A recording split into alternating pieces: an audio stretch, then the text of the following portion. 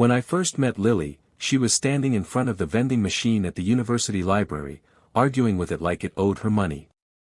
"I swear, if you eat one more dollar, I'm calling the cops," she muttered, hitting the glass softly. I chuckled from behind her. "Need help negotiating with the machine?" She turned around quickly.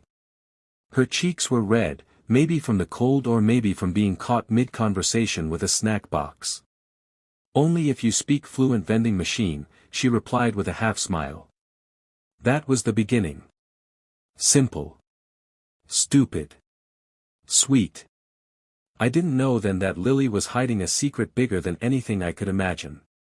I didn't know that the girl who borrowed my hoodie when she forgot hers, who shared fries with me under the stars, who laughed like her heart was completely open, was a billionaire. But I found out. Just not the way she wanted me to. Paint-stained jeans and dollar coffee. Lily looked like every other art student on campus, messy ponytail, chipped black nail polish, and paint-stained jeans that seemed to be a permanent part of her. She always carried this sketchbook with her, a thick, worn-out thing with little doodles on the edges of every page. I first noticed it when we ended up sitting across from each other at the library after that vending machine incident. "You always sit here?" I asked, trying not to sound awkward. She glanced up, then nodded. "Yeah. Best light near the window. Good for sketching." That was all it took. We started talking more, first at the library, then over coffee from the cheapest shop off campus. Lily always insisted we go there, even though I knew the drinks were weak and the place smelled like burnt toast. "I like the quiet," she would say. Sometimes we'd walk to the park afterward, sipping our coffee while she pointed out trees that reminded her of people or clouds that looked like animals. She had a wild imagination, like she lived in a world completely her own. And I loved it. We never talked about money. I worked part-time at a tech store downtown and barely made rent. She said she was picking up commissions for portraits, doing small gigs for extra cash. She told me she lived with 2 roommates in a small, 1-bedroom apartment nearby. I believed her. Why wouldn't I? She dressed modestly, carried a cracked phone, and even told me once she couldn't afford to go home for Christmas. So I invited her to mine. Winter and warmth. It was the first time my parents met a girl I was serious about. They adored her instantly. She helped my mom cook, laughed at my dad's terrible jokes, and even played board games with my little brother for hours. And the whole time, she never acted like she was doing anyone a favor. That night, after everyone had gone to bed, we sat out on the porch, wrapped in the same blanket. Snowflakes floated down lazily. I looked over at her and said, "I think I'm falling for you." She didn't say anything right away. Instead, she leaned her head on my shoulder. And whispered, "I think I'm falling, too." We kissed for the first time that night. It felt like something out of a dream. Soft, slow, and perfect. I didn't know that she was already lying to me. Not about her feelings, but about everything else. Red flags and gold cards. Things started getting weird around February. One afternoon, I spotted her through a cafe window near downtown, way out of our usual cheap and cozy route. She was wearing a beige coat I'd never seen before, talking to an older man in a suit. She didn't see me. I ducked back before she could notice, unsure why I even felt the need to hide. The next day I asked her about it, careful with my words. "Were you downtown yesterday?"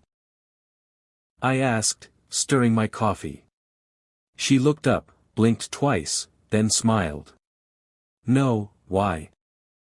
I forced a smile. "No reason. Just thought I saw someone who looked like you." That was the first time she lied to me to my face. And I let it go. But things kept piling up. Once, I saw a shiny black credit card slip out of her pocket, the kind only really rich people carry. She picked it up quickly and shoved it back in her bag like it was on fire. I didn't say anything. Another time, I walked her home and noticed she led me in the opposite direction, then said her roommates were weird and didn't like visitors. She insisted I never come up. Again, I believed her. Love makes you stupid. Or maybe it just makes you hopeful. I told myself I didn't care. She liked coffee, art, and walking barefoot in the park. That was enough for me. But deep down, the questions were piling up. The gala. It all came crashing down one night in April. I was delivering tech equipment for a corporate event at a high-end hotel. One of our regular clients, some finance firm, had rented out the ballroom. As I wheeled a cart of tablets past the lobby, I saw her. Lily. But not my Lily. This Lily was wearing a black satin dress, heels that looked painful, and a diamond necklace that could probably pay my rent for a year. Her hair was done, her makeup was flawless, and she was laughing, comfortably, with a group of people in suits and gowns. I froze.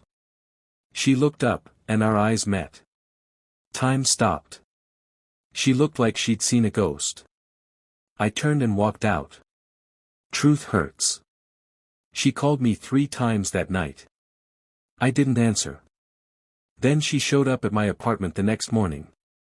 She was back in her hoodie and jeans, no makeup, hair tied back.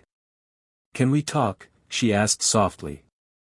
I didn't say anything, just stepped aside and let her in. She stood in the middle of the room, hands in her pockets. "I didn't want you to find out like that," she said. "How did you want me to find out?"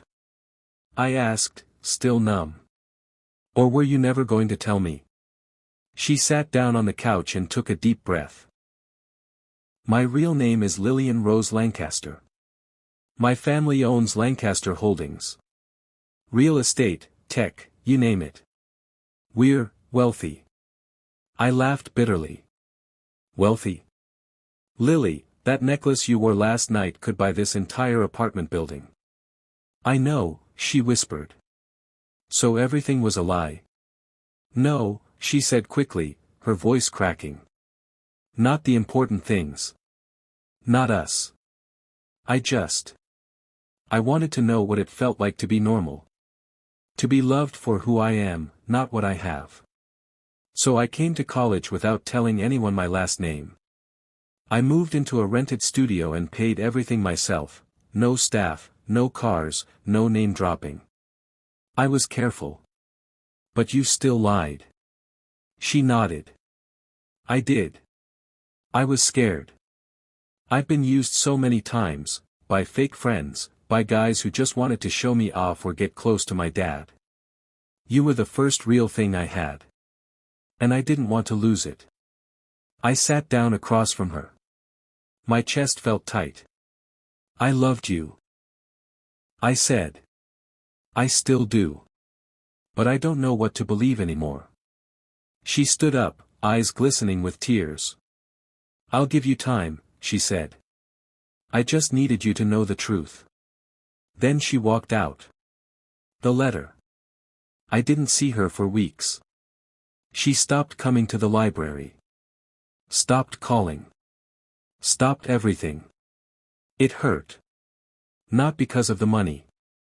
But because I missed the girl who made me believe in small things again. The girl who saw faces in trees and made up stories about strangers in the park. The girl who whispered "I'm falling too" under a snowy sky. One evening, I came home to find an envelope slipped under my door. My name was written in soft, familiar handwriting. Inside was a letter. "Dear Matt. I'm sorry. I'm sorry for the lies, for the fear, for not trusting you enough to tell you the truth sooner. You didn't deserve that. When I met you, I didn't expect to fall in love. I didn't expect anything, really. But you were kind. Real. Honest. Everything I'm not. And I couldn't walk away. So I lied. I kept telling myself I'd tell you one day, when the time was right. But the time never felt right. I was scared of losing you. And in the end, I did. I'm not asking for forgiveness. I just want you to know, every laugh, every moment, every kiss was real. You were the best part of my fake life. Love always. Lily. I read it twice. Then a third time. And suddenly, I didn't feel angry anymore. I just felt sad. Because I realized something. She never lied about how she felt. Only about where she came from. And maybe, just maybe, I still had a chance to make it right. The gallery.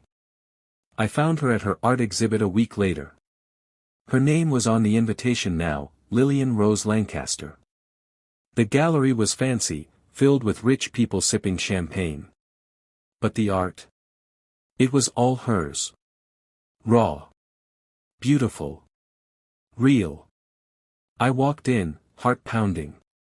She saw me from across the room, her eyes going wide. I walked straight toward her.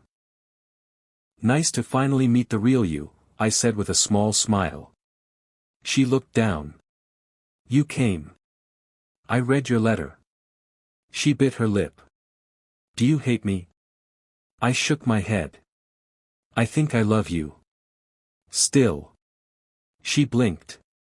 I stepped closer. Not because of your name, or your money, or your last name. But because when you're with me, you're Lily. And I miss her like hell. Her eyes filled with tears. She missed you too. And then, just like before, we kissed. And just like before, it felt like home. Love, no lies. It's been a year. We live in a small apartment downtown, not because she has to, but because she wants to.